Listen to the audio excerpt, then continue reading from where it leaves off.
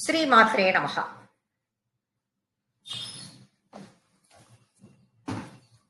ஹ்ரீம்காரத்தை நாம இப்ப பார்க்க போறோம். முதல் ஸ்லோகம்.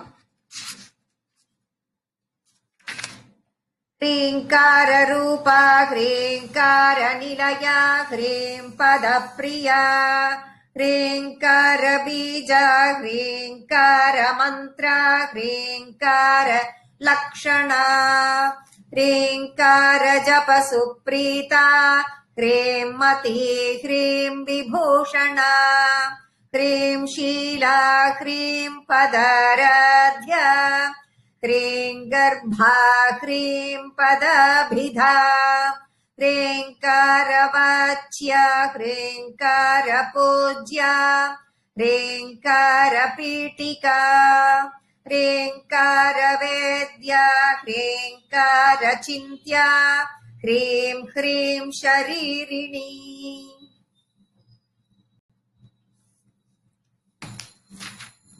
81வது நாமம்.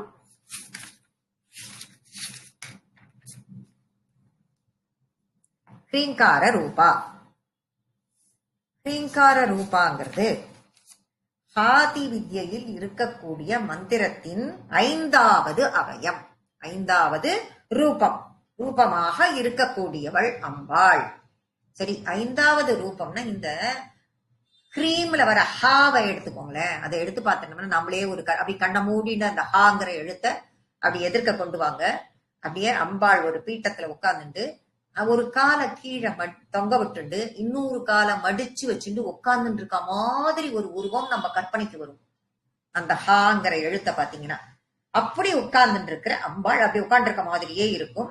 அந்த ஹீம் ஹ்ரீம் அப்படிங்கிற அந்த சப்தமும் பராசக்தியும் சாக்ஷாத் ஒன்றே.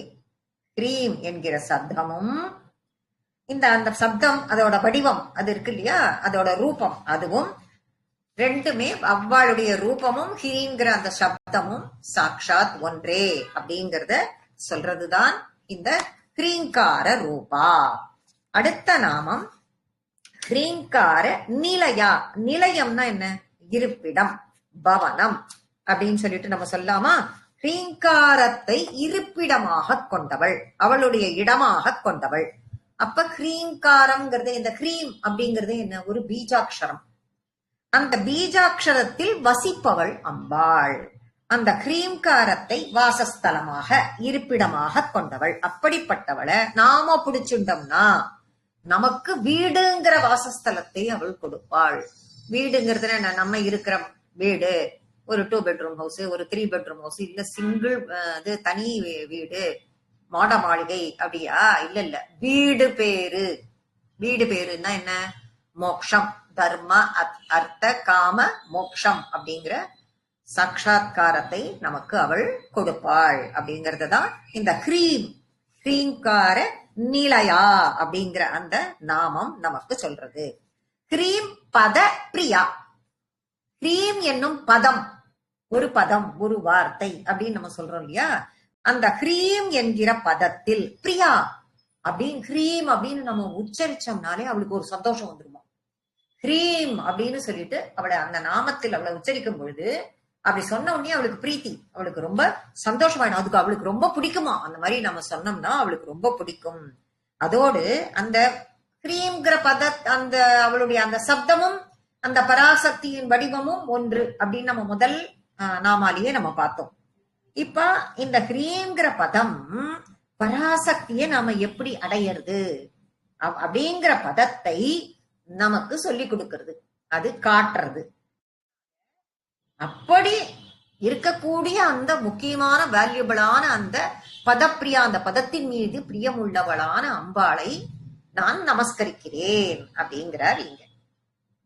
அடுத்த நாமம் ஹ்ரீங்கார பீஜா. ஹ்ரீங்கார பீஜா. ஹ்ரீங்காரமே, ஹ்ரீங்காரம் என்னும் பீஜம் அப்படின்னு தான் பாக்குறோம். ஹ்ரீங்காரம்னா பீஜம்னா விதை, அது எல்லாரும் தெரிஞ்சுக்கணும். பீஜம் பீஜம்னு சொல்றாளே அப்படின்னா என்ன அப்படின்னா, பீஜா அப்படின்னா ஹ்ரீங்காரம் பராசக்தியின் பீஜம் அப்படின்னா, பீஜம்னா விதை. அதாவது எப்படி ஒரு ஆல விதை இருக்கு, ஆல மரம் இருக்கு, அதுக்கு ஒரு விதை இருக்கும், குட்டியோண்டு சின்ன விதை தான். அந்த விதைக்குள் எப்படி அவ்வளோ பெரிய ஒரு விருட்சம் அடங்கி இருக்கோ, அந்த விதைக்குள்ள எப்படி அவ்வளோ பெரிய ஒரு விருட்சம் அடங்கி இருக்கோ, அந்த மாதிரி ஹ்ரீம்ங்கிற பீஜத்தில், ஹ்ரீம் என்னும் பீஜம், அத விதைன்னு சொல்லிட்டு பராசக்தியின் பீஜம் அப்படின்னு சொல்லியிருக்கோம். அந்த பீஜத்துல மோட்சத்தை கொடுக்கக்கூடிய சக்தி அடங்கி இருக்கு. அப்ப அந்த ஹ்ரீம் அப்படிங்கிற அந்த பதத்தில், அந்த பீஜத்தில் மோட்சத்தை கொடுக்கக்கூடிய சக்தியானது அடங்கி இருக்கு. இப்ப ஹ அப்படிங்கிறது இப்ப பிரிக்கிறோம். ஹ ர இ அப்படின்னு நம்ம பிரிக்கிறோம். அப்ப இது சிவ அக்ஷரங்கள். இந்த ஹ அப்படிங்கிறது சிவ அக்ஷரம். இந்த சிவ அக்ஷரமாகப்பட்டது என்ன அப்படின்னு பார்த்தா சுத்த சைதன்யத்தை குறிக்கிறது. இப்ப ர அப்படிங்கிறது சக்தி தத்துவம், அது சிவ தத்துவத்தை குறிக்கிறது, இது சக்தி தத்துவத்தை குறிக்கிறது. இந்த ராங்கிற அக்ஷரம், இந்த ஹ அர ரெண்டும் சேரும் பொழுது ஹர் அப்படிங்கிற ஒரு வார்த்தையை கொடுக்கும் பொழுது சக்தியோடு கூடிய சிவம் அப்படின்னு சொல்லலாமாத்த, கூடிய சிவம், ஒரு ஐக்கிய நிலை அப்படிங்கறத நம்ம பாக்குறோம். இந்த ஈ அப்படிங்கிறது ஸ்திதி, இது மன்மத பீஜமாக இருக்கிறதுங்கிறார் இங்க. அதுக்கு அர்த்தம் இது மன்மத பீஜமாக இருக்கிறது. இந்த சக்தியும் சிவனும் சிவசக்தி ஸ்வரூபமாங்க. இப்ப இந்த ஈங்கிறது மன்மத பீஜம். அப்படி இருக்கும் பொழுது இந்த உலகம் இயங்க காரணமாக இது இருக்கு அப்படின்னு இங்கு சொல்லப்படுகிறது. இந்த 84வது நாமாவாக ஹ்ரீம்கார பீஜா அப்படிங்கிறது எப்படி ஒரு ஆலமரத்தினுடைய விதைக்குள்ள அவ்வளவு பெரிய ஆலமரம் அடங்கி இருக்கோ, அதே மாதிரி அம்பாளின் நாமம் என்னும் விதைக்குள்ள மோட்சம் என்னும் சக்தி அடங்கி இருக்குங்கிறது ரொம்ப டைரக்டா கொடுக்கக்கூடிய அர்த்தம். எப்படி அந்த சக்தி அடங்கி இருக்குன்னு காட்டுறதுக்காக தான் இப்படி அந்த வார்த்தையா பிரிச்சு அதனுடைய கூட்டு சேர்க்கை, இந்த 3 எழுத்துக்களின் கூட்டு சேர்க்கை தான் ஹ்ரீம் அப்படிங்கறத இந்த இடத்துல காட்டுறா. ஹ்ரீம்கார மந்த்ராயை. அடுத்த நாமா ஹ்ரீம்கார மந்த்ராயை. ஹ்ரீம்காரம் என்னும் மந்திரம், ஹ்ரீம்காரம் என்னும் மந்திரம், அந்த மந்திரத்தை நாம் ஜபிப்பதால், அது மந்திரம்னாலே ஜபிக்கிறதுக்குரியதுன்னு தெரிஞ்சு போச்சு, இல்லைன்னா தியானிக்கிறதுக்கு உரியது. அந்த மந்திரத்தை நாம் தியானிக்கிறோம் அப்படின்னு வச்சுக்கலாமே. இத தியானிக்கிறதுனால ஒத்த ஹ்ரீங்காரமாயவே ஆயிடுவான். இப்ப ஹ்ரீங்கார மந்திரத்தை தியானிப்பதால், உச்சரிப்பதால் அவன் ஹ்ரீங்காரமாகவே அப்படி ஆயிடுவான். அப்படின்னா என்ன அர்த்தம் அப்படின்னு பார்த்தோம்னா, அந்த மந்திரத்தை உச்சரிக்க உச்சாரணம் எவன் ஒருவன் செய்கிறானோ அவன் அம்பாளாவே ஆயிடுவான். எவன் ஒருவன் செய்கிறானோ அவன் அம்பாளாகவே ஆகிவிடுவான். ஹ்ரீம் என்னும் அந்த சொல்லுக்கு அப்படி உச்சாரணத்தை கொடுத்து அம்பாளின் ஸ்வரூபத்தையே நமக்கு காட்டக்கூடிய அந்த சொல்லுக்கே நமஸ்காரம் அப்படின்னா பராசக்திக்கு நமஸ்காரம் பண்ணதா அர்த்தம் அப்படிங்கறத இது நாம உணர்த்தது. அந்த மந்திர ஸ்வரூபத்திற்கே அவ்வளவு ஒரு வேல்யூ. ஹ்ரீங்கார லக்ஷணா அப்படின்னு சொல்லப்படுகிறது. இந்த ஹ்ரீங்கார லக்ஷணா அப்படின்னா ஹ்ரீம் என்ற பதம் எந்த லட்சணத்தில் குறிக்கப்படுகிறதோ, எந்த லட்சணம், இந்த ஹ்ரீம் என்னும் பதம் எந்த லட்சணத்தில் குறிக்கப்படுகிறதோ அப்படின்னு தான் மீனிங் ஆரம்பிக்கிறது. ஆரம்பிக்கும் போது பார்த்தா எந்த லட்சணம் அப்படின்னா சிருஷ்டி ஸ்ருதி ஸ்துதி லயம். இப்ப என்ன பண்றாவ, சிருஷ்டி ஸ்திதி லயம் அப்படிங்கிற எல்லாத்தையும் இதற்கு காரணமான சைத்தன்யமாக இருக்கக்கூடியவள். இததான் நம்ம 84வதுலயே நம்ம பார்த்தோம். ஹாங்கிறது சிவாட்சரம், ராங்கிறது சக்தியினுடைய தத்துவம், அப்படிங்கிறது ரெண்டும் சேர்ந்த ஐக்கிய ஸ்வரூபம் அப்படின்னு பார்த்தோமோ இல்லையோ. இங்க அதையே தான் சிருஷ்டி ஸ்திதி லயம் அப்படின்னு இது மூணுமே. சிருஷ்டியும் அவளே, ஸ்ரீ மாதா, ஸ்ரீ மகாராஜ்ஞி, ஸ்ரீமத் சிம்ஹாசனேஸ்வரி. சிருஷ்டியும் அவளே, ஸ்திதியும் அவளே, லயமும் அவளே அப்படிங்கறத தத்துவத்தை காட்டக்கூடியது. அதற்கு காரணமாக இருக்கக்கூடிய சைத்தன்யமாக அம்பாள் விளங்குகிறாள். அப்ப ஹ்ரீம் என்னும் மந்திரம் அப்படிப்பட்ட மந்திரம், அப்படி சிருஷ்டி ஸ்ருதி லயம் எல்லாத்துக்குமே காரணமான உன்னை, சைத்தன்யமாக இருக்கக்கூடிய சுத்த சைத்தன்யமாக இருக்கக்கூடிய உன்னை நமஸ்கரிக்கிறேன். ஹ்ரீம்கார ஜப சுப்ரீதா. ஹ்ரீம்கார ஜப சுப்ரீதா அப்படிங்கிற 87வது நாமம். ஹ்ரீம்காரம் என்னும் மந்திரத்தை யார் ஜபிக்கிறானோ, ஜப சுப்ரீதா, எல்லாத்திலையும் அவன் ஜபிப்பவன் தியானிப்பவன் அப்படிங்கறதா கொடுக்கறது. கூட கூட ஒரு வார்த்தை ஆட் ஆயிண்டே வருது. ஆட் ஆயிண்டே வரும்போது அந்த வார்த்தைக்கு தான் அந்தந்த இதுக்கும் நம்ம இப்போ என்ன மீனிங், என்ன அதுல இருக்கிற அதிகமான எக்ஸ்ட்ரா கருத்து, என்ன அதுல வந்து நமக்கு கிடைக்கிற வேல்யூ அப்படிங்கறத நம்ம பாக்குறோம். இங்க கிரீங்கார ஜப சுப்ரீதா, ஜபனாலும் ஜபிக்கிறோம், தியானம்னாலும் தியானிக்கிறோம், அப்படிதான் நம்ம ஒண்ணு ஒன்னா சொல்லுவோம். இங்க ஜபத்தை, அந்த மந்திரத்தை எவன் ஒருவன் ஜபிக்கிறானோ, அதாவது அன்பால அவன் வசீகரத்துக்கு கொண்டு வர்றதுக்கு இதை விட ஈஸி வேற ஒண்ணுமே இல்லைங்கிறா இதுல. அதான் சுப்ரீதா. ஏற்கனவே பிரீத்தி அதுல அவளுக்கு உண்டுன்னு சொல்லியாச்சு. இன்னும் சுப்ரீதானா ரொம்ப ரொம்ப ஆசை அவளுக்கு. எவன் ஒருவன் இதை ஜபம் பண்ணிட்டு இருக்கானோ அவன் அப்ப வந்து ரொம்ப ரொம்ப ஆசை. அப்படின்னா சும்மா வாய் சும்மா ஜபிச்சுட்டே இருக்கும், மனசு எங்கேயாவது இருக்கும், அதெல்லாம் ஒரு கணக்கு கிடையவே கிடையாது. அதை முதல்ல தெரிஞ்சுக்கணும். வாய் ஜபிச்சுட்டே இருக்கும், மனசு எங்கேயோ பண்ணிட்டு இருக்கோம், கை வேற ஒரு வேலை செய்யும், அதெல்லாம் செய்யலாம். கை வேலை செய்யலாம், இல்ல சமையல் பண்ணலாம், பூ தொடுக்கலாம், பூ பறிக்கலாம், எல்லாம் எத்தனை வேலைகள் நமக்கு இருக்கோ எத்தனையும் பண்ணலாம். ஆனால் மனசு அவளிடம் நிலை பெற வேண்டும்.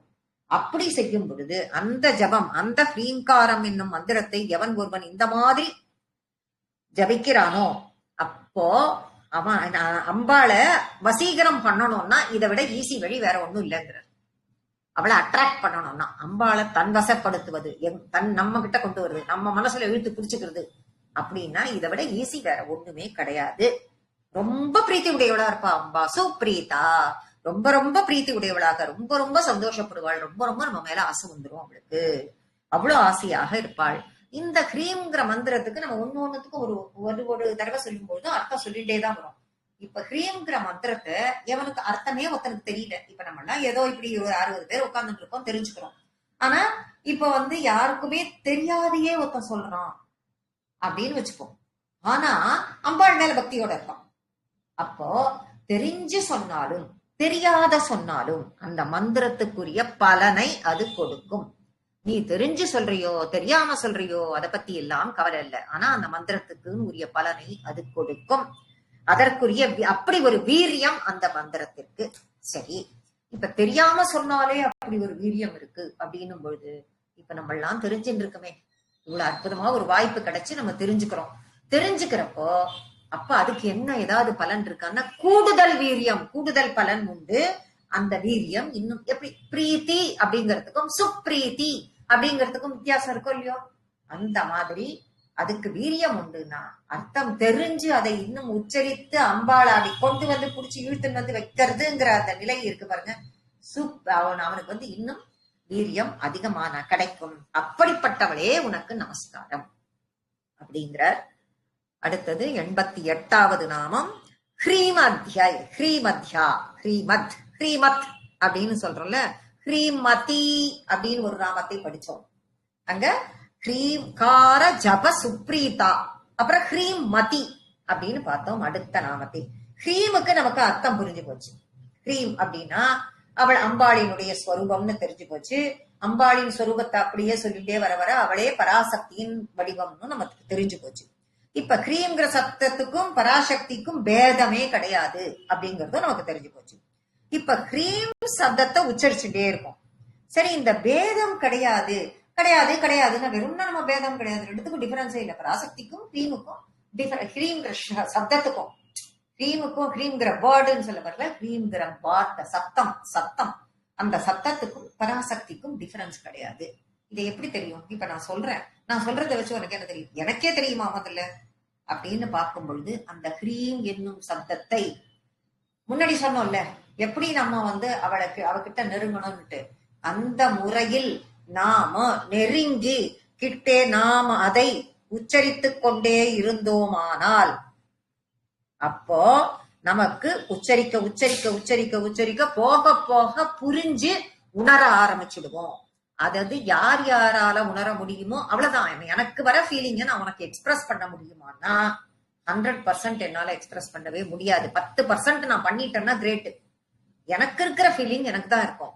அந்த உணர்வு உனக்கு வர ஆரம்பித்து விடும். எவன் ஒருவன் அந்த மாதிரி உள்ளார்ந்து ஜபித்துக் கொண்டே இருக்கிறானோ போக போக போக போக போக அந்த அந்த ஒரு ஃபீலிங், அந்த பராசக்தியே புலப்படுவாள் எதிர்க்க அப்படின்னு சொல்றாரு இதுல.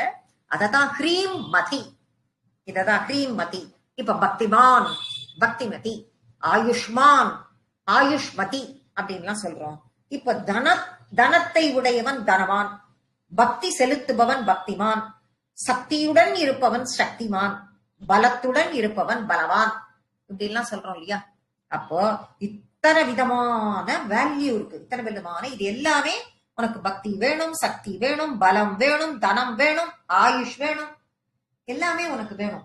சோ நீ அவளை அவளுடைய இந்த நாமமான ஹ்ரீங்கிறதை ஜபித்துக் கொண்டே இருக்க இருக்க இருக்க இருக்க இந்த உணர்வு உனக்கு வர, நீ ஃபீல் பண்ண பராசக்தியானவள் உனக்கு எதிரில் காட்சி கொடுக்க, இப்படிப்பட்ட எல்லா சக்தியும் எல்லா சக்தியும் சேர்ந்து பராசக்தியே உன் எதிரில் காட்சி கொடுப்பாள். அப்படிப்பட்ட நாமம் இந்த ஹ்ரீம் மதி. அப்படிப்பட்டவளான பராசக்தியே உன்னை நமஸ்கரிக்கிறேன் அப்படிங்கிறார். ஹ்ரீம் விபூஷணா. ஹ்ரீம் விபூஷணாங்கிறது 89வது நாமம். அந்த 89வது நாமம் ஹ்ரீம்காரத்தையே.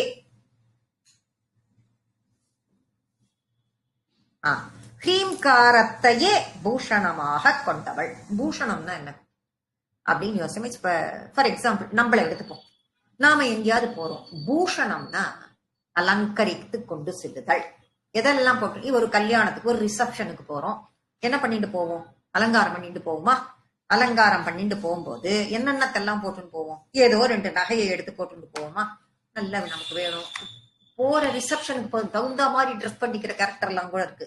அந்தந்த ரிசப்ஷனுக்கு தகுந்த மாதிரி ட்ரெஸ் பண்ணிக்கிற கேரக்டர்ஸ் இவாள்லாம் இருக்கா இல்லையா? அப்போ எதுக்காக போறாவா?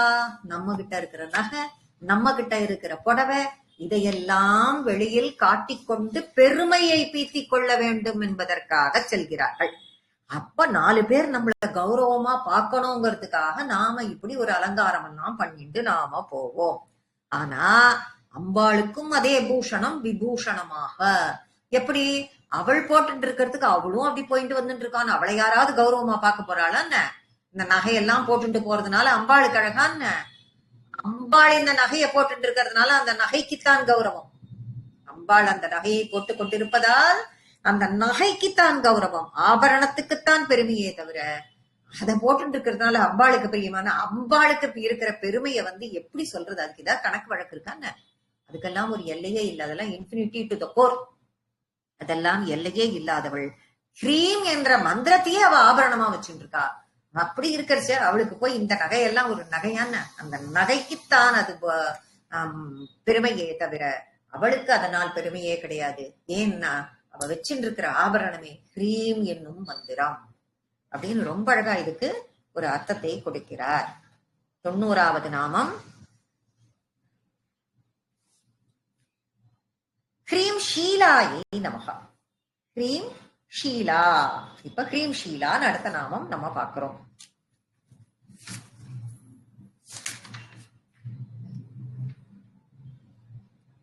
ஹ்ரீம் ஷீலா. இப்ப பிரம்மா, விஷ்ணு, ருத்ரன் இவ 3 பேருக்குமே பாடமாக இருப்பவள். 3 பேருக்குமே பாடமாக இருப்பவள். அது என்ன பாடம்? சாதாரண ஒழுக்க சீலன். சீலா அப்படின்னா என்ன அர்த்தம் அப்படின்னு பார்த்தோம்னா, ஹ்ரீம்னா தெரிஞ்சு போச்சு. ஹ்ரீம் ஷீலா அப்படின்னா சாதாரணமா என்ன பண்ணுவோம்? ஒழுக்க சீலன். அப்ப ஒழுக்கத்தில் உயர்ந்தவனாக இருக்கிறான் அப்படின்னு நம்ம பாக்குறோமா இல்லையா? அந்த மாதிரி பிரம்மா, விஷ்ணு, ருத்ரர்கள் இவர்களுக்கெல்லாம் இவாளுக்கெல்லாம் ஒரு டிபார்ட்மெண்ட் கொடுத்திருக்கான்னு நம்ம சொல்லியிருக்கோம் ஆரம்பத்திலேயே. அம்பாள் ஒவ்வொருத்தருக்கும் ஒரு டிபார்ட்மெண்ட்டை கொடுத்து அந்த டிபார்ட்மெண்ட்ல அவளுக்கு என்னென்ன ஒர்க்குன்னு கொடுத்து அதுபடி அவ செய்யணும் அப்படிங்கறதுல பார்க்கும்பொழுது அவர்களினுடைய செயல்களை எவ்வளவு பர்ஃபெக்டாக நாணயமாக செய்கிறார்கள், அப்படி இருக்கிறார்களா அப்படிங்கிறத ஜட்ஜ் பண்றவளும் அவதான். அப்ப இதுக்கெல்லாம் உயர்ந்தவளாக, எல்லாவற்றிற்கும் உயர்ந்தவளாக, அப்பாற்பட்டவளாக இருக்கக்கூடிய அவள் சச்சிதானந்த ஸ்வரூபி. அப்பேற்பட்ட ரூபத்தை பர்மனண்டா தங்கிட்ட வச்சுட்டு இருக்காரு அர்த்தம். அந்த ரூபத்தை தன்னிடம் பர்மனண்டாக வைத்துக் கொண்டிருக்கிறாள் அப்படின்னா என்ன அர்த்தம் அப்படின்னா, இந்த ஷீலத்தை, ஷீலம்ங்கிற அந்த பர்மனண்டான அந்த ரூபத்தை ஸ்வயம் தானாகவே தர்மமாகவும் வைத்துக் கொண்டு இருப்பவள். ஸ்வயமாகவும் தர்மமாகவும் வைத்துக் கொண்டு இருப்பவள். சீலம் ஸ்வபாவே தர்மேச்ச அப்படின்னு சொல்லப்படுகிறது. அந்த சீலம்ங்கிறது ஸ்வபாவமாகவும் தர்மமாகவும், அவளுடைய தர்மமே அதுதான். எல்லாருடைய தர்மமும் கரெக்டா இருக்கு, இவ தர்மத்துக்கெல்லாம் அப்பாற்பட்டவள் அப்படிங்கறத காட்டக்கூடியது. இத நம்ம லலிதா சகஸ்ரநாமத்துல ஈஸியா சொல்லிடலாமா? பிரம்மா விஷ்ணு ருத்ரன் அப்படிங்கறத ரொம்ப ஈஸியா, சகஸ்ரநாமம் எல்லாருக்குமே தெரிஞ்சதுனால இத ரொம்ப ஈஸியா நம்ம இது கொண்டுக்கலாம். சிருஷ்டிகர்த்ரி பிரம்ம ரூபா. அப்ப சிருஷ்டிகர்த்ரி, அப்ப சிருஷ்டியின் ரூபத்தில் சிருஷ்டி செய்பவர் என்ன ரூபத்தில் இருக்கா? பிரம்மாவின் ரூபத்தில் இருக்கிறாள். அப்ப சிருஷ்டியை யார் பண்ணணும்? பிரம்மாவை தான் அப்பாயிண்ட் பண்ணியிருக்கா. சோ அந்த பிரம்ம ரூபத்தில் இவள் சிருஷ்டி செய்பவளாக இருப்பவளும் அவளே. கோத்ரி கோவிந்த ரூபிணி. கோத்ரினா பாதுகாவலன், சிருஷ்டி ஸ்திதி ரூபம். அப்ப கோவிந்த ரூபிணி, அப்ப கோவிந்த ரூபிணி விஷ்ணு, விஷ்ணுவின் ரூபத்தில் இருப்பவளும் அவளே. சம்ஹாரிணி ருத்ர ரூபா, சம்ஹாரம் செய்வதில், அதாவது நீக்கல் அப்படின்னு நம்ம முன்னாடியிலேருந்து சொல்லிட்டு வரோம். நீக்குதல், எப்ப ஒண்ணு உள்ள வருதோ அது வெளியில போய் தான் ஆகணும் அப்படிங்கறது நமக்கு தெரிஞ்சது இல்லையா? அந்த மாதிரி நீக்கும் ரூபத்தை செய்யும் ருத்ர ரூபிணியும் இவளே அப்படின்னு சொல்லிட்டு லலிதா சகஸ்ரநாமத்துல இதுக்கு மீனிங்கும் நம்ம பார்த்துட்டோம். ரொம்ப அற்புதமான இந்த நாமம் அதையும் சேர்த்து விளக்குகிறது. அப்படிப்பட்டவளே உனக்கு நமஸ்காரம் அப்படின்னு சொல்லிட்டு சொல்றார். 91வது நாமம் ஹ்ரீம் பதாராத்யா. ஹ்ரீம் பதாராத்யா. ஹ்ரீம் என்ற பதம், பத ஆராத்யா அப்படின்னு அதை பிரிக்கணும். ஹ்ரீம் என்னும் பதம், அந்த வார்த்தை ஆராத்யா, அது ஒரு ஏக அக்ஷரம். ஏகாட்சரம் ஹ்ரீம் அப்படிங்கறத நம்ம பிரிக்கிறதெல்லாம் வேற. அது மூல அக்ஷரம் அப்படின்னு சொல்லப்படுகிறது. அது ஒரு ஏகாட்சரம். அந்த மந்திரத்தினால் ஆராத்யானா ஆராதிக்கப்படுபவள் அப்படின்னு சொல்லிட்டு அர்த்தம். இதையெல்லாம் புவனேஸ்வரி கல்பம்லாம் இதுக்கு நிறைய எல்லாத்தையும் சொல்றது. புத்திம் முத்திம் ச விந்ததி அப்படின்னே சொல்றது. ஹ்ரீங்கார ஏனைவ சம்சித்தா புத்திம் முக்திஞ்ச விந்ததி அப்படின்னு புவனேஸ்வரி கல்பம் இத பெருசா விவரம் பண்ணி ஒரே மந்திரத்தால், ஒரே எழுத்து உள்ள மந்திரத்தால் ஆராதிக்கப்படுபவள் பராசக்தி அப்படிங்கறத சொல்றது. 92வது ஹ்ரீம் கர்ப்பா. ஹ்ரீம் கர்ப்பா அப்படின்னா ஹ்ரீம் என்று சொல்லக்கூடிய, இப்ப இந்த ஹ்ரீம்னாக்க சிருஷ்டி ஸ்திதி லயம் அப்படின்னும் போது சிருஷ்டிக்கு பிரம்மம் பிரம்ம ரூபா, ஸ்திதிக்கு விஷ்ணு ரூபம், லயத்துக்கு ருத்ர ரூபம். இந்த மூணுமே யாரு? அம்பாள் கிட்டேந்து வெளியில வந்த 3 டிபார்ட்மெண்ட். இந்த மூணும் அப்போ அம்பாள் கிட்ட தான் இருக்கு சேர்ந்து. அப்ப எங்க இருக்கு அவகிட்ட அப்படின்னு பார்த்தா, இந்த 3 மூர்த்திகளையும் தன்னுடைய கர்ப்பத்தில் வைத்துக் கொண்டிருக்கிறாள். அதுதான் ஹ்ரீம் கர்ப்பா. இந்த 3 மூர்த்திகளையும் தன்னுடைய கர்ப்பத்தில் வைத்துக் கொண்டிருக்கிறாள். அப்படின்னு இந்த 3 மூர்த்திகளையும் ஒன்னா தன்னுடைய கர்ப்பத்துல வச்சுட்டு இருக்காளா? இது என்னடா இது, கற்பனைக்கே எட்டாது இருக்கு அப்படிலாம் அந்த மாதிரி சிந்தனைக்கு நம்ம போகக்கூடாது. இந்த 3 பேரின் சக்தியும் அம்பாளின் கர்ப்பத்தில் இருக்கு. இந்த 3 பேரினுடைய சக்தியும் அம்பாளின் கர்ப்பத்தில் இருக்கு அப்படிங்கிற இததான் கீதையில கரெக்டா இவர் பகவான் சொல்லியிருக்கார். மமயோனிர் மகத் பிரம்ம தஸ்மின் கர்ப்பம் ததாம்யகம் மமயோனிர் மகத் பிரம்ம அப்படின்னு 14வது அத்தியாயத்தினுடைய 3வது ஸ்லோகத்துல இததான் சொல்றார். மமயோனிர் மகத் பிரம்ம தஸ்மின் கர்ப்பம் ததாம்யகம். அர்ஜுனனை கூப்பிட்டு சொல்றார், மகத் பிரம்மம் என்கிறது ஒரு மூல பிரகிருதி. அந்த மூல பிரகிருதி தான் அண்ட சராசரங்கள் எல்லாமே பிறக்கும் இடம். அப்போ எல்லாமே முதல்ல இருக்கக்கூடிய இடமாகப்பட்டது அந்த மூல பிரகிருதி. அந்த பிறப்பிடத்தில் சேத்தன அச்சேதன இந்த சமுதாயத்தில் உள்ள அத்தனை உயிரினங்கள் ஜீவராசிகள் இருக்குல்ல இந்த சமுதாயத்துல, சேத்தன ஜட பொருள், உயிருள்ள பொருள், ஜடம் உயிருள்ளது அப்படின்னு சொல்லிட்டு நம்ம சொல்றோம்ல, அதுதான் சேத்தன அச்சேத்தனன்னு நம்ம பிரிச்சு சொல்லுவோம். அது அந்த பொருட்களின் எல்லாத்தினுடைய கருவையும் நான் அங்கதான் கொண்டு வைக்கிறேன் அப்படின்னு இதத்தான் கீதையிலையும் ஸ்ரீகிருஷ்ணர் சொல்லியிருக்கார். இங்க ஸ்ரீ சக்தி பரமேஸ்வரி பராசக்தி இந்த இடத்துல அவ இத அழகா இந்த இடத்துல கர்ப்பா ஹ்ரீங்கார கர்ப்பா அப்படின்னு சொல்லிட்டு அந்த நாமத்துல இங்க சொல்லியிருக்கார். பிரம்மா விஷ்ணு சிவன் பிரம்மா விஷ்ணு ருத்ரன் அவ 3 பேரினுடைய சக்திகளையும் தன் கர்ப்பத்தில் தாங்கிக் கொண்டு இருப்பவள் அப்படிங்கிற அர்த்தத்தை கொடுக்கிறது. ஹ்ரீங்காரத்தினுள் உறைபவள் அப்படிங்கிறது டைரக்டா சொல்லக்கூடிய அர்த்தம். 93 ஹ்ரீம் பதாபிதா. ஹ்ரீம் பதாபிதா, பத அபிதா அப்படின்னு அதை பிரிக்கணும். ஹ்ரீம் பத அபிதா, ஹ்ரீங்காரத்தை, ஹ்ரீம் என்னும் பதத்தை அபிதானமாக கொண்டவள், ஹ்ரீம் என்னும் பதத்தை பெயராக கொண்டவள். அவளுக்கு அந்த ஹ்ரீங்கிற பதம் அவளுடைய பேர், அது ஒரு தத்துவம் அப்படின்னு சொல்லப்படுகிறது. அந்த தத்துவத்தை தன்னுள் கொண்டவள். கொண்டதுனால என்ன, அதனால நமக்கு என்னென்ன, கேட்ட பொருட்களை எல்லாம் தவறாமல் அளிப்பவள், கேட்கும் பொருட்களை எல்லாம் தவறாமல் அளிப்பவள் அப்படிங்கிற அர்த்தத்தை அது கொடுக்கிறது. அடுத்தது ஹ்ரீங்கார வாச்சியா. ஹ்ரீங்கார வாச்சியா அப்படிங்கிறது 94வது. ஹ்ரீங்காரத்தின் மூலம் எல்லா சப்தங்களையும் பிரவிருத்தி செய்து, ஹ்ரீங்காரம் அப்படிங்கிற ஒரே சப்தத்தின் மூலமாக, ஹ்ரீம் ஹ்ரீம் ஹ்ரீம்ங்கிற ஒரே சப்தத்தின் மூலமாக எல்லா சப்தங்களையும் அது உற்பத்தி செய்கிறது. உற்பத்தி செய்து பராசக்தியை ஞாபகத்திற்கு கொண்டு வருகிறது. எல்லா சப்தத்தையும் உற்பத்தி செய்து பராசக்தியை, என்ன நம்ம முன்னாடியே நம்ம சொல்லியிருக்கோம், எல்லாத்தையும் நம்ம திரும்ப திரும்ப திரும்ப சொல்லும் பொழுது பராசக்தியே எதிர்க்க அதை உணர முடியும். உணர்ந்த பிறகு பராசக்தியையே எதிர்க்க பார்க்க முடியுங்கிறது. அதுதான் இந்த இடத்துலயும் திரும்பவும் சொல்லப்படுகிறது. எல்லா சப்தங்களும் அது திரும்ப திரும்ப அந்த சப்தத்தை சொல்ல சொல்ல சொல்ல சொல்ல அந்த சப்தம் உற்பத்தி அதிகமாயிட்டே போக போக போக பராசக்தியை ஞாபகத்திற்கு முதல்ல கொண்டு வருது. அப்புறம் பராசக்தியே எதிர்க்க வந்து நிக்கிறா. 95வது நாமம் ஹ்ரீங்கார பூஜ்யா. ஹ்ரீங்காரத்தால், ஹ்ரீம் என்னும், இப்ப நம்ம ஜபம் பண்றோம், தியானம் பண்றோம், ஹ்ரீங்காரத்தால்னு சொல்றோம். ஹ்ரீங்காரத்தால் பூஜையே பண்ணப்படுவோள். அப்ப நம்ம வெறும்னா உட்கார்ந்த இடத்துல ஜபம் பண்றோம், உட்கார்ந்த இடத்துல தியானிக்கிறோம்.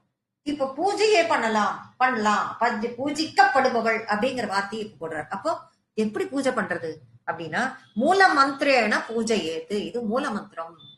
அப்ப இந்த ஹ்ரீங்காரம்ங்கிறது ஒரு மூல மந்திரம். இந்த மூல மந்திரத்தால் பூஜிக்கப்படுபவள். எப்படி? ஹ்ரீம் நமஹா, ஹ்ரீம் நமஹா. முன்னாடி பிரணவத்தை சொல்லி சொல்றது. பிரணவத்தை சொல்லுவதற்கு நமக்கெல்லாம் அருகதை இல்லை அப்படின்னு இருந்தா கூட அம்முங்கிற வார்த்தையை சேர்த்துக்கலாம்னு சொல்லப்படுகிறது. அம் ஹ்ரீம் நமஹா அப்படின்னு சொல்லிட்டு இந்த நாமாவை சொல்லி சொல்லி சொல்லி எத்தனை 108 முறை சொல்லுவது விசேஷம். எங்க சொல்லணும், எப்படி சொல்லணும் அப்படின்னா, இந்த நாமாவை இந்த மாதிரி சொல்லி ஸ்ரீ சக்கரத்தில் பூஜை செய் அப்படின்னு சொல்றான். இந்த நாமாவை 108 முறை சொல்லி இந்த மந்திரத்தால் சொல்லி ஸ்ரீ சக்கரத்தில் பூஜை செய்தால் பராசக்திக்கு, இந்த பரதேவதைக்கு ரொம்ப ரொம்ப பிரியம் அப்படின்னு இந்த நாமாவால், அதுதான் பூஜ்யாயை, ஹ்ரீங்காரத்தால் பூஜிக்கப்படுபவள். அப்படி செய்யும் பூஜையினால், அப்படி செய்யும் ஆராதனையினால் பிரீத்தியானவள், சந்தோஷப்படுபவள் அப்படின்னு சொல்லிட்டு இங்கு சொல்லப்படுகிறது. ஹ்ரீங்கார பீட்டிகாயை நமக. 96வது நாமம். ஹ்ரீம் என்னும் பீஜ மந்திரம், ஏற்கனவே சொல்லிட்டோம் விதைன்னு சொல்லிட்டு, அந்த பீஜ மந்திரத்திற்கு ஆதாரமே அவள் தான். அவ இல்லைன்னா என்ன, ஒண்ணுமே கிடையாது. அந்த ஹ்ரீங்காரத்திற்கு ஆதாரமாக இருப்பவள். ஹ்ரீங்கார வேத்யா. ஹ்ரீங்கார வேத்யா 97வது நாமம். குருமுகமாக உபதேசிக்கப்பட்ட அந்த ஹ்ரீங்கார மந்திரம். இதுவரைக்கும் நம்ம இந்த பார்ட்டுக்கே வரல. குருமுகமாக உபதேசம் எடுத்துக்கொண்டு இருந்தோமானால் அந்த மந்திரத்தால் ஆராதிக்கப்படுபவள். அப்ப என்ன, அதுக்கு இன்னும் வேல்யூ ஜாஸ்தி. அப்படின்னா, குருமுகமாய் உபதேசிக்கப்பட்ட அந்த ஹ்ரீங்காரத்தினால் சாட்சாத்கரிக்கப்படுபவள், சாட்சாத்காரமா இருக்கிறாள். அப்ப என்ன ஆறுது அப்படின்னா, அஞ்ஞானம் அப்படிங்கிற பரதேவதையை நாமளும் நமக்கு அஞ்ஞானத்துல இருக்கோம், ஒண்ணுமே தெரியல எதுவுமே. இந்த பரதேவதையை நம்ம ஆராதிச்சுன்னு இருக்கும்போது அவ தெரியல. அவ எப்படி கண்ணுக்கு தெரியவா? மறைச்சுன்னு இருக்கா, மறைஞ்சு இருக்கா. ஆனா ஹ்ரீங்கார வடிவிலனால இவளை அக்கண்ட ஆகார விருத்தியால், எப்படி நம்ம ஒரு குருவின் முகமா எடுத்துக்கும் போது அவ எப்படி நம்ம சொல்லணுங்கிறத நமக்கு சொல்லி கொடுப்பா. ஃபர்ஸ்ட் நமக்கு அது தெரியாம நம்ம உள்ள போறது நமக்கு சிரமம். அவ சொல்லி கொடுக்கும் பொழுது நாம இந்த பக்தி ஸ்ரத்தையோட அவருடைய வழிகாட்டுதலின் படி சொல்லும் பொழுது, தனியா உட்கார்ந்து இருக்கும் போது நம்ம ஏற்கனவே சொன்னோம், பிரீத்தி சுப்ரீத்தி வீரியம் அதிகமாதல் அப்படிங்கறத பத்தி எல்லாம் நம்ம பார்த்துட்டு வந்தோம். தப்பா சொல்றோமோ ரைட்டா சொல்றோமோ அதுக்கு பலன் கிடைக்கும், தெரிஞ்சு சொன்னோம்னாக்கா அதுக்கு பலன் ஜாஸ்திங்கிறதையும் நம்ம பார்த்தோம். அந்த மாதிரி சொல்லும் பொழுது குரு மூலியமாக எடுத்துக்கொண்டு சொல்லும் போது நமக்கு இன்னும் கொஞ்சம் சீக்கிரமே இதை உணர முடியும். அப்படி உணரும் பொழுது உணர்ந்துட்டோம்னா நமக்கு என்ன ஆகும், இந்த அஞ்ஞானம்னு சொல்லிட்டு வரவே இந்த அஞ்ஞானம் எல்லாம் நம்மளை விட்டு விலகி நமக்கு ஞானம் கிடைக்கும். ஞானம் கிடைக்கும் பொழுது அந்த தேவியினுடைய ஸ்வரூபம் விளங்கும், அந்த தேவியினுடைய ஸ்வரூபம் நமக்கு விளங்கும். இத கீதையிலையும் பகவான் சொல்றார், 7வது அத்தியாயத்துல சொல்றார், மாமேவையே பிரபத்யந்தே மாயா மேதாம் தரந்திதே அப்படின்னு சொல்லிட்டு இத சொல்றார். என்ன எப்படி சொல்றார் அப்படின்னா, எவன் என்ன எப்பொழுதும் புகழாவான வேற எதுவுமே பண்ணாத நீ, இவர் ரொம்ப ஈஸியா போயிடுவார் எல்லாருமே. நாம இவ்வளவு தூரம் நம்ம எல்லாத்தையும் இது ரொம்ப கஷ்டமா தெரியற மாதிரி நமக்கு தோணிண்டே இருக்கிறது. டக்குன்னு அதுக்கு கீதையில அதுக்கு ஈக்குவலா ஒண்ணு இருக்கும். பகவான் எடுத்துட்டு இருப்பார், ஸ்ரீகிருஷ்ணர் எடுத்துட்டு இருக்கிறச்சே அங்க பார்த்தோம்னா என்ன சொல்லியிருப்பார், ஒண்ணுமே வேண்டாம், உனக்கு ஒண்ணுமே தெரியலையாடா, நீ மாம் ஏவ, நான் ஒருத்தன் இருக்கேன், மாம் ஏவ, எவர்கள் என்னையே அப்படிதான் சொல்வார், என்னையே எப்பொழுதும் புகழாக கொள்கிறார்களோ, மாமேவ ஏ பிரபத்யந்தே, மாம் ஏவ ஏ பிரபத்யந்தே, யார் ஒருவர் என்னையே புகலிடமாக கொள்கிறார்களோ, புகழாக கொள்கிறார்களோ, அவ என்ன பண்ணுவாளாம், மாயா மேதாம் தரந்திதே, இந்த மாயைன்னு இருக்கே, இந்த மாயையில தானே நம்ம சுழண்டு இருக்கோம், அப்படிப்பட்டவா இந்த மாயையெல்லாம் கடந்து போயிடுவா. ஜஸ்ட் லைக் தட் அவள்லாம் கடந்து போயிடுவா. என்ன புடிச்சுக்கணும், என்ன ஒண்டி புடிச்சுட்டா போறோம், வேற ஒண்ணும் புகலிடமே நான் தான் தெரிஞ்சுக்கோ, வேற ஒண்ணும் வேண்டாம். அப்போ மாயையை எல்லாம் அவர்கள் கடந்து விடுவார்கள். அப்படின்னா என்ன அர்த்தம், இந்த உலகியல் வாழ்வில் இருந்து கரையேறுவார்கள். சம்சார சாகரம் என்னும் இந்த உலகியல் வாழ்வில் இருந்து கரையேறி வீடு பேறு என்னும் மோட்சத்தை அடைவார்கள் அப்படின்னு சொல்லிட்டு ரொம்ப ஈஸியா போற மாதிரி அவர் கீதையில அது சொல்லியிருப்பார். இது 97வது நாமாவை நமக்கு சொல்கிறது. 98வது நாமா ஹ்ரீங்கார சிந்தியாயை நமக. சிந்தியான சிந்தித்தல்.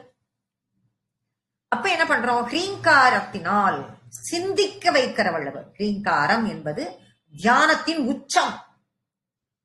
அப்ப இது ஏதானே இத்தனை நாள் சொன்னீங்க, தியானிக்கணும், நீங்க பூஜை பண்ணணும், நீங்க ஜபம் பண்ணணும், நீங்க திரும்பவும் அதுக்கே வரீங்களேன்னா இது தியானத்தின் உச்சம்னு கொண்டு வந்து இருக்கிறார். ஏன் இந்த சிந்தியாவை முன்னாடியே ஒரு நாமாவா போட்டிருக்கலாம்ல, இல்லையே, அதை ஏன் 98வது நாமத்துக்கு கொண்டு வந்திருக்காரு அப்படின்னா, இவ்வளவு நாடி நீ ஒண்ணா தெரிஞ்சுட்டு வந்தியோ இல்லையோ, அப்ப இந்த தியானத்திற்கு, இந்த பூஜைக்கு, இந்த ஜபத்திற்கு, இது எல்லாத்திற்கும் உச்சம்.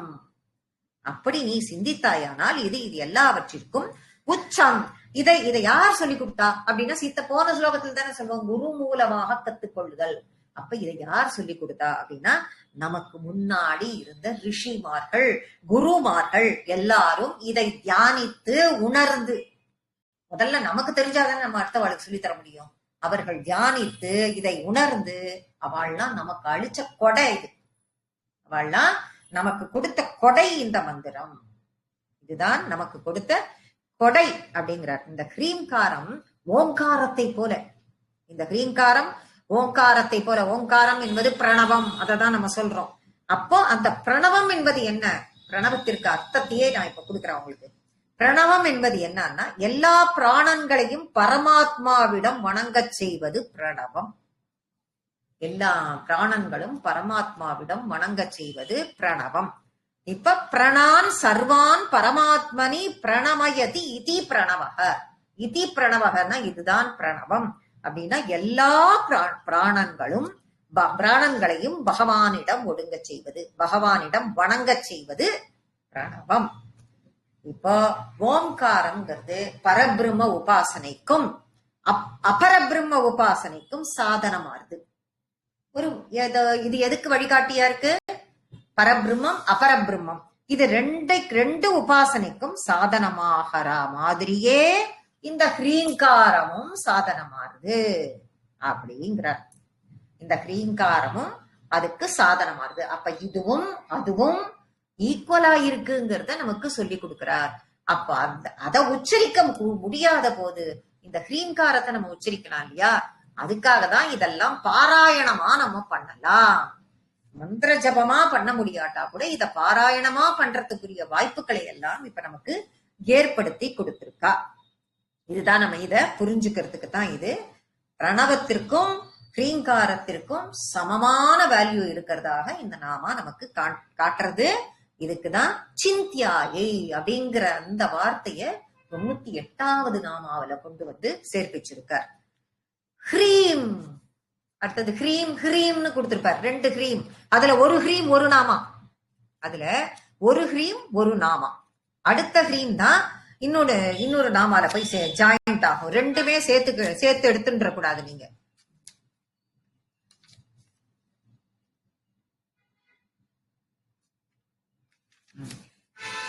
ஹ்ரீம் ஹ்ரீம் ஷரீரிணின்னு இருக்கும். ஒரு ஹ்ரீம் ஒரு நாமா. அப்போ அந்த ஹ்ரீம் எனப்படுவதின் அர்த்தம் ஹ்ரீம். இப்ப ஹ்ரீமுக்கு என்ன அர்த்தம் அப்படின்னு பார்த்தா, இப்ப வருசலா ஹ்ரீமுக்கெல்லாம் நிறைய அர்த்தம் பார்த்துட்டு வந்துட்டோம். இப்ப ஹ்ரீம்ங்கிறது ஒரு பீஜம்னு ஒரு அர்த்தம்னு பார்த்தோம். எல்லாத்தையும் கொடுக்கக்கூடிய கொடைன்னு முதல்ல தான் பார்த்தோம். இப்பதான் அஞ்ஞானத்தை போக்குகிறதுன்னு ஒன்னையும் பார்த்துட்டோம். பார்த்தோமா? இப்போ ஹர அப்படிங்கறத எடுத்துட்டோம்னா, ஹரன்னா என்ன அர்த்தம்? வெட்டுறதுன்னு அர்த்தம். ஹரணம்னா வெட்டுதல். என்னத்தை வெட்டுறது?